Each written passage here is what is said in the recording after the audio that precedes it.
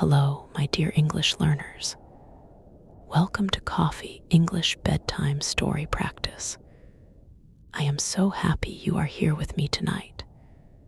This is a special place where we practice English together in the most gentle way. You can close your eyes, get comfortable, and just listen.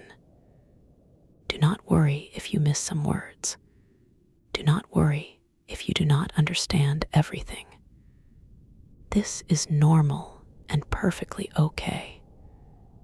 Learning English is like climbing a mountain. Sometimes you move fast, sometimes you move slow, but every step takes you higher. Tonight, I want to tell you a story about patience, strength, and finding beauty in the slowest moments of life. His name was Marcus, and he was the fastest climber in the world. From the time he was a little boy, Marcus loved mountains.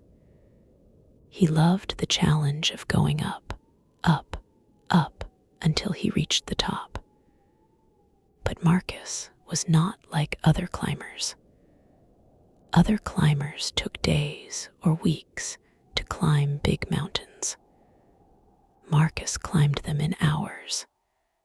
Marcus held 15 world records for speed climbing. He could run up a mountain path that took normal people 8 hours to walk. He could climb rock walls that scared other climbers. Newspapers wrote stories about him. Television shows invited him to talk about his adventures. People called him the Mountain King. Marcus loved being fast. He loved the feeling of his heart beating quickly as he ran up steep paths. He loved passing other climbers who moved slowly with heavy bags. He loved reaching the top while the sun was still shining. Other people were still only halfway up the mountain when Marcus was already at the top. Every morning, Marcus woke up early to train. He ran for miles and miles. He did exercises to make his legs stronger.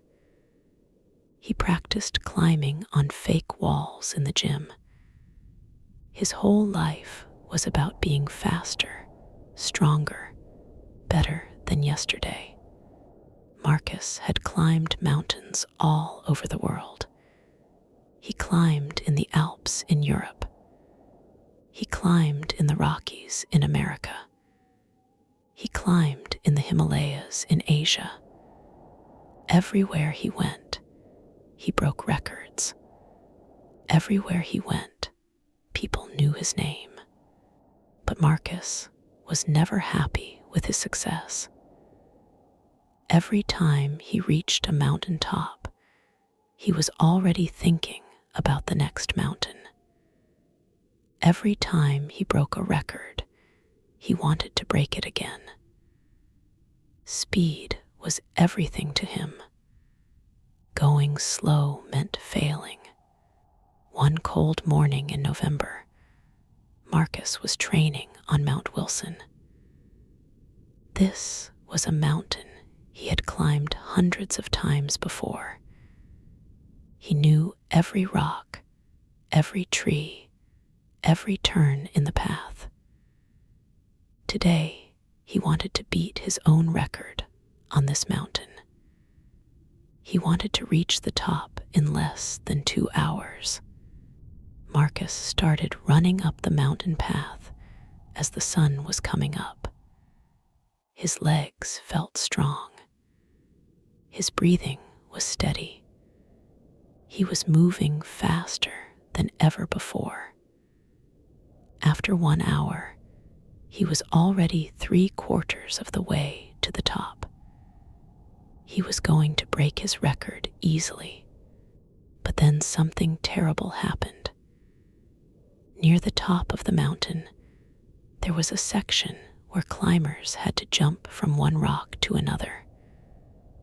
Marcus had done this jump thousands of times before. It was easy for him. But this morning, the rocks were wet from the night rain. As Marcus jumped, his foot slipped on the wet rock. Marcus fell down, down, down. He hit rocks and trees as he fell. He tried to grab something to stop his fall, but he was moving too fast. Finally, he stopped falling when his body hit a large tree. Pain shot through his back like lightning.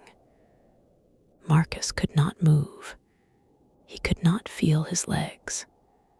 Other climbers found Marcus 3 hours later. They called for help. A helicopter came to take him to the hospital. The doctors worked on Marcus for many hours. When he woke up, the head doctor was standing next to his bed. The doctor's face was serious. He told Marcus that his back was badly hurt. The parts inside his back that controlled his legs were damaged. Marcus would never walk normally again.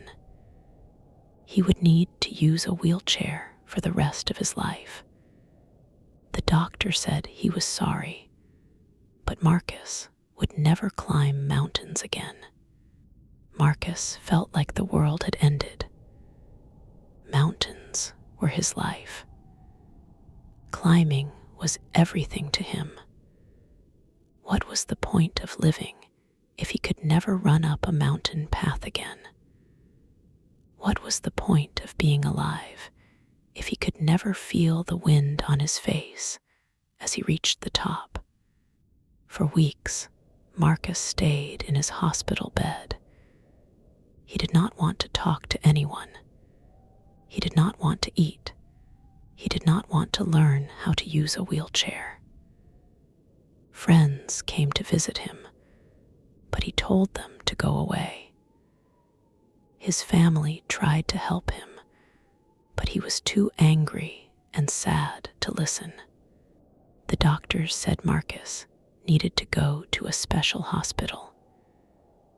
This was a place where people learned how to live with injuries like his. Marcus did not want to go, but he had no choice. The special hospital was in the mountains, near a small town called Pine Valley. When Marcus arrived at the special hospital, he was still very angry. He spent his days sitting by the window, looking at the mountains he could no longer climb. Every mountain he saw reminded him of what he had lost. Every mountain made him feel more hopeless. One day, an old man came to talk to Marcus. His name was Thomas, and he was 75 years old. Thomas had worked as a mountain guide for 50 years before he stopped working. He knew these mountains better than anyone else in the world. Thomas sat down next to Marcus's wheelchair. He did not say anything at first. He just looked out the window at the mountains with Marcus. After a long time, Thomas spoke in a quiet, gentle voice. Thomas said he had heard about Marcus and his accident. He said he was sorry that Marcus was hurt. Then Thomas said something that surprised Marcus. He said that Marcus had been climbing mountains wrong his whole life. Marcus was angry. How could this old man say he had been climbing wrong? Marcus was the world record holder. Marcus was the mountain king. Marcus had climbed more mountains than this old man could count, but Thomas smiled kindly. He said that climbing fast was not really climbing at all. He said that when you move too fast, you miss all the beautiful things that mountains want to show you. He said that mountains have lessons to teach, but you can only learn these lessons if you move slowly. Marcus did not believe Thomas. He said that going slow was for weak people. He said that reaching the top quickly was the only thing that mattered. Speed showed strength. Speed showed skill. Thomas nodded and said he understood why Marcus felt this way. Then he asked Marcus a question. He asked if Marcus had ever seen a sunrise from halfway up a mountain. Had he ever watched clouds move slowly across a valley? Had he ever listened to the sound of wind in the pine trees? Had he ever stopped to smell the wild flowers that grew along mountain paths? Marcus thought about this question. The truth was, he had never done any of these things. When he climbed, he only looked at the path in front of his feet. He only thought about moving faster. He never stopped to look around him. Thomas smiled again. He said that Marcus had climbed many mountains, but he had never really seen a mountain. He had been to the top of many peaks, but he had missed the journey. He had won many races, but he had lost the real prize. Thomas asked Marcus if he wanted to learn how to really see a mountain. Marcus was curious now. What did the old man mean? Thomas said he would show Marcus, but first Marcus had to promise to be patient. Everything Thomas wanted to teach took time to learn. The next morning, Thomas came to get Marcus in his wheelchair. Thomas pushed the wheelchair outside to a garden behind the special hospital. From the garden, they could see a beautiful mountain covered in snow. Thomas pointed to the mountain and asked Marcus what he saw. Marcus said he saw a mountain that he used to be able to climb in 4 hours. Now he could never climb it at all. Thomas shook his head. He said Marcus was still thinking the wrong way. Thomas asked Marcus to look at the mountain again. This time, he should not think about climbing it. He should just look at it and see what was really there. Marcus tried to do what Thomas said. He looked at the mountain for a long time. At first, all he could see was his own sadness. But slowly, he began to notice other things. The snow on the mountain was not just white. It had colors in it. There were blues and purples and silvers. The rocks were not just gray. Some were red, some were gold, some were black. Thomas asked Marcus to keep looking. As the sun moved across the sky, the colors on the mountain changed. The shadows moved from one side to the other. The light made the snow sparkle like diamonds. Birds flew around the mountain's top. So high they looked like tiny dots. They sat in the garden for 2 hours, just watching the mountain. Marcus had never spent 2 hours looking at one mountain before. In his old life, he could have climbed this mountain and come back down in the same amount of time. But something strange happened. As Marcus watched the mountain, he began to feel peaceful. His anger started to go away. The mountain was still beautiful, even though he could not climb it. Maybe even more beautiful, because now he could really see it. Thomas came to get Marcus every day after that. Sometimes they sat in the garden and watched mountains. Sometimes Thomas pushed Marcus's wheelchair to different places around the town. They went to a small lake where mountains showed in the water like mirrors. They went to a field where wild flowers grew in front of mountain views. Everywhere they went, Thomas taught Marcus how to see with new eyes. He taught him to notice small things. The way morning mist moved up mountain sides. The way afternoon light made rocks glow like fire. The way evening shadows turned valleys purple and gold.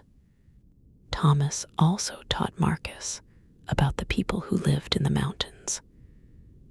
They visited an old woman named Sarah who had lived in the same house for 60 years. Sarah told them stories about how the mountains changed with each season. In spring, waterfalls appeared as snow melted. In summer, hiking trails filled with families and children. In autumn, the trees turned red and yellow. In winter, everything became quiet and white. They visited a young family who ran a small mountain shop. The father told Marcus that he had once tried to climb mountains quickly, like Marcus used to do. But then he had children, and children made him slow down. Now, when his family walked together in the mountains, they stopped every few minutes to look at interesting rocks or pretty flowers. His children taught him that the best part of being in the mountains was not reaching the top. The best part was spending time together and noticing beautiful things along the way. Marcus began to understand what Thomas was trying to teach him. Speed was not strength. Patience was strength. Seeing was more important than reaching. The journey was more valuable than the destination. After 2 months of spending time with Thomas, Marcus asked if he could try to go into the mountains again. Not to climb, but just to be there. Thomas smiled and said yes. The next day, Thomas drove Marcus to the bottom of Mount Wilson. This was the mountain where Marcus had his accident. Marcus felt scared and sad when he saw it. This mountain had taken away his old life, but Thomas had a different plan. He had arranged for special equipment that would allow Marcus to go partway up the mountain in his wheelchair. There was a trail that wheelchairs could use for the first mile of the mountain. As they started up the trail, Marcus felt strange. He was moving so slowly compared to how he used to move.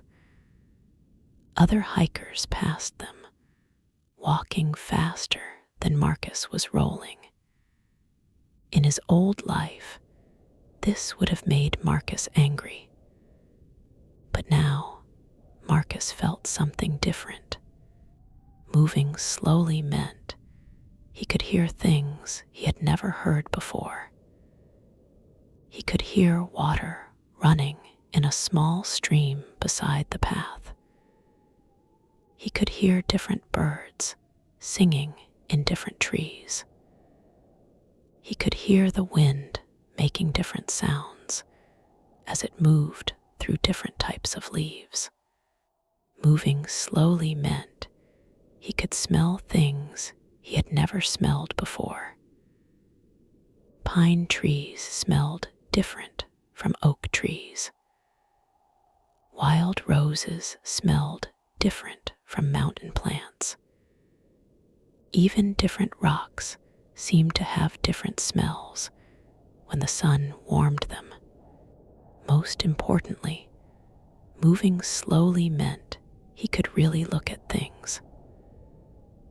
Marcus saw tiny flowers growing between rocks. He saw patterns in tree bark that looked like faces or animals. He saw how sunlight created hundreds of different shades of green in the forest. After an hour, they reached a place where the wheelchair trail ended. In his old life, Marcus would have been disappointed to stop so early. He would have been frustrated that he could not go higher. But now, Marcus felt grateful. He was grateful for this 1 mile. He was grateful for everything he had seen and heard and smelled. Thomas pointed to a large rock beside the trail. He said this rock was a good place to sit and rest. As Thomas helped Marcus move from his wheelchair to the rock, Marcus realized something amazing. He could not feel his legs, but he could feel the warm sun on his face. He could not run up the mountain, but he could breathe the clean mountain air.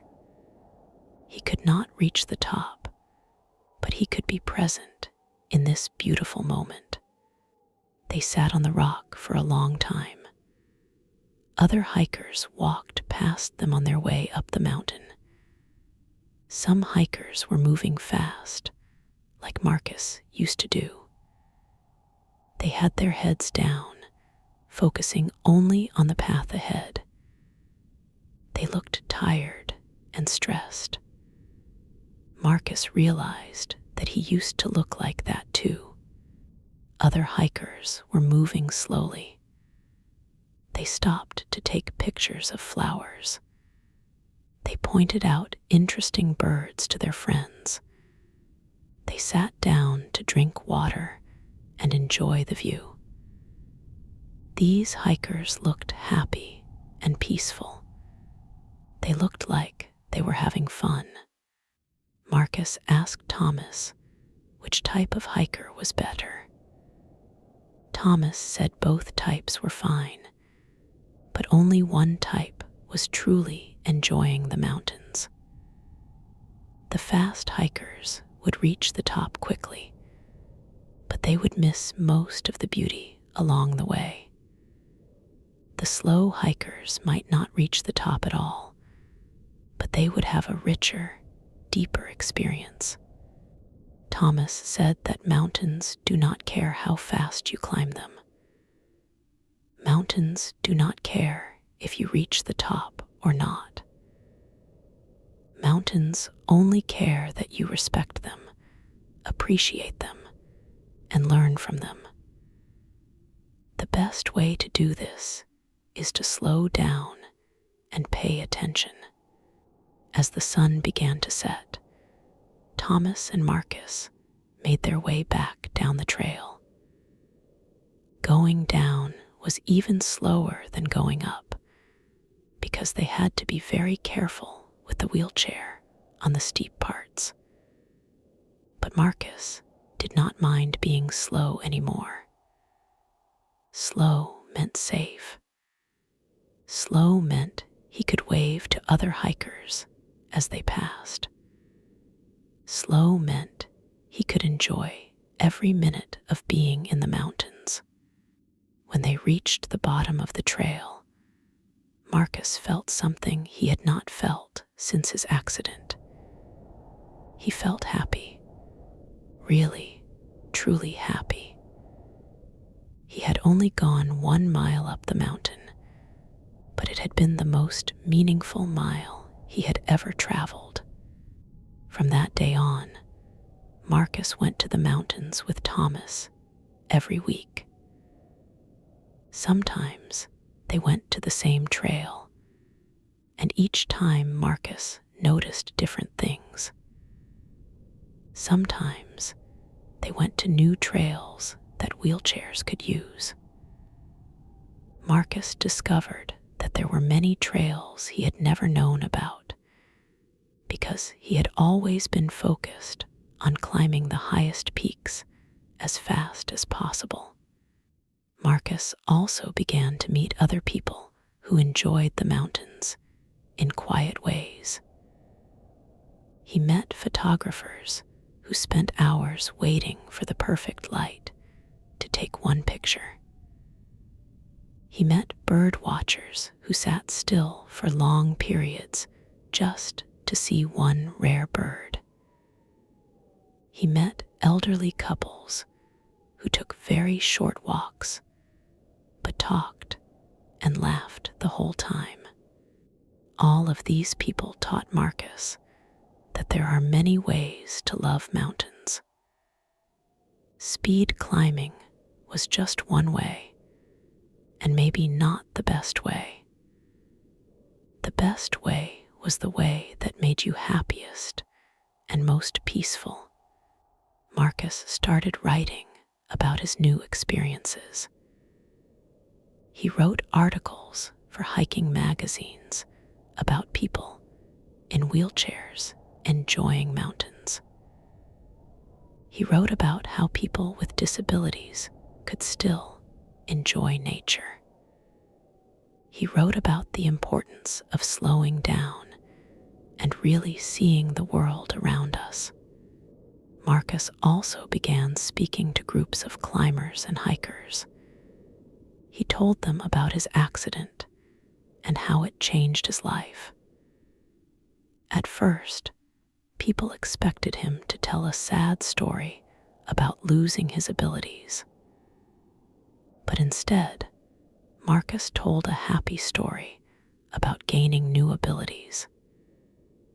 He had gained the ability to see, to hear, to smell, to appreciate, and to be present. Many fast hikers and climbers came to hear Marcus speak. Some of them realized that they were missing important things by always hurrying. They began to slow down on their own hikes. They began to notice flowers and birds and beautiful views. They began to enjoy their time in nature more. 1 year after his accident, Marcus returned to Mount Wilson with Thomas. This time, he wanted to go to the exact spot where he had fallen. Thomas was worried this might make Marcus sad, but Marcus said he was ready. When they reached the spot, Marcus looked up at the rocks where he used to jump so quickly. He thought about the young man who had been so obsessed with speed and records. That young man had been strong in some ways, but weak in others.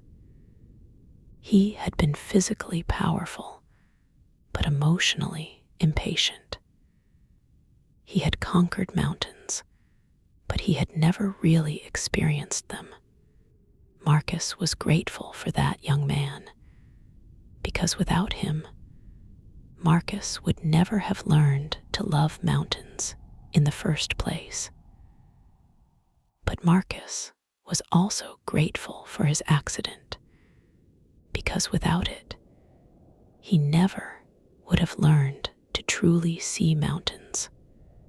Marcus realized that his accident was not the end of his mountain story. was the beginning of a much better chapter. In this new chapter, mountains were not things to defeat. They were friends to visit. They were teachers to learn from. They were sources of peace and joy.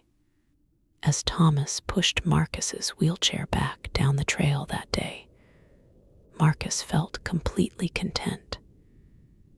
He was moving slower than he had ever moved in his life, but he had never felt more alive. Every tree, every rock, every cloud in the sky was a gift. Every moment in the mountains was precious. That evening, back at his home, Marcus wrote in his journal. He wrote about how mountains had taught him patience. They had taught him that the best things in life cannot be rushed. They had taught him that strength comes not from moving fast, but from being present. They had taught him that losing one thing sometimes means finding something much more valuable. Marcus ended his journal entry with a promise. He promised to keep visiting mountains for the rest of his life, not to conquer them, but to learn from them, not to race up them, but to simply be with them. He promised to help other people discover the quiet joy of slow mountain experiences. And most importantly, Marcus promised to remember that every day is like climbing a mountain. Some days you move fast, some days you move slow. Some days you reach high peaks, some days you stay in the valley.